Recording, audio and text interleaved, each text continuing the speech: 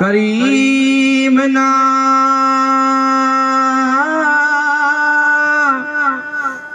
सल्ले अला मुहम्मद। अवल तारीफ कजे अल्लाह जी जे जोड़ियो जग जहान। बी तारीफ कजे मिठे मुहम्मद जी जेते उम्मत आदो ईमान। टी तारीफ कजे अली मुश्किल कुशा जी जे मरहब मारियो पैमान। चौथी तारीफ कजे इमाम हसन हुसैन जी जे बचड़ा कया कुर्बान। चौथी तारीफ कजे इमाम हसन हुसैन जी जे बचड़ा कया कुर्बान। हाणे जतो ही पढ़ सुभान जो सच्ची थी साथ सैयद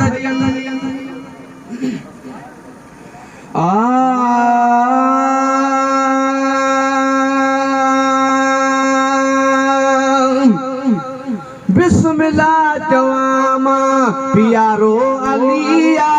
बिस्मिल्लाह जवामा प्यारो अलिया।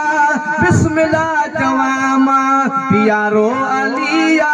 मुस्तफा जो मिठड़ो दिल वारो अलिया।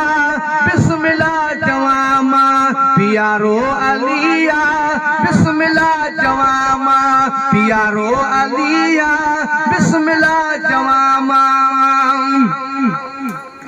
है पहचल बजरंग जी वो दई कुर्बानी। पहचल बजरंग जी दई कुर्बानी। करबला में इस्लाम जियारो अलिया। करबला में इस्लाम जियारो अलिया। करबला में इस्लाम जियारो अलिया। मुस्तफा जो मिठड़ो दिल वारो अलिया। बिस्मिल्लाह जवामा प्यारो अलिया। बिस्मिल्लाह जवामा प्यारो अलिया। मुस्तफा जो मिठड़ो दिल वारो अलिया। बिस्मिल्लाह जवामा खैबर फतेह कई वो शेर खुदा है। खैबर फतेह कई शेर खुदा है। अली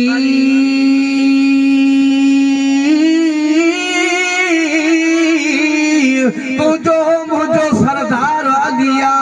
गाल अल्लाह जे शीह जी हलिया। ज़मीर देसी इहो सचो आहे पंज तंगी साथ सब खां भलिया। अली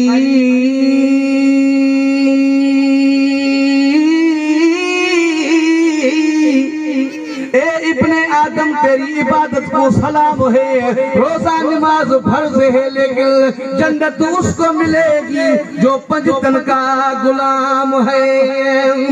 खैबर फतेह कई वो शेर खुदा है। खैबर फतेह कई शेर खुदा है। ॾाढो ज़ुल्म खे ॾारियो अलिया। ॾाढो ज़ुल्म खे ॾारियो अलिया। मुस्तफा जो मिठड़ो दिल वारो अलिया। बिस्मिल्लाह जवामा प्यारो अलिया। बिस्मिल्लाह जवामा है इल्मो जो शहर वो मोहम्मद आमदनी। इल्मो जो शहर मोहम्मद आमदनी। उन जो दरवाजो बाजारो अलिया। उन जो दरवाजो बाजारो अलिया। मुस्तफा जो मिठड़ो दिल वारो अलिया। बिस्मिल्लाह जवामा प्यारो अलिया। बिस्मिल्लाह जवामा आयो अलिया। बिस्मिल्लाह जवामा हैदर जी थी है विलादत काबे में। हैदर जी थी है विलादत काबे में। सोने नबी साईं सिंगारियो अलिया। सोने नबी साईं सिंगारियो अलिया। मुस्तफा जो मिठड़ो प्यारो अलिया। बिस्मिल्लाह जवामा आयो अलिया। बिस्मिल्लाह जवामा प्यारो अलिया। मुस्तफा जो मिठड़ो दिल वारो अलिया।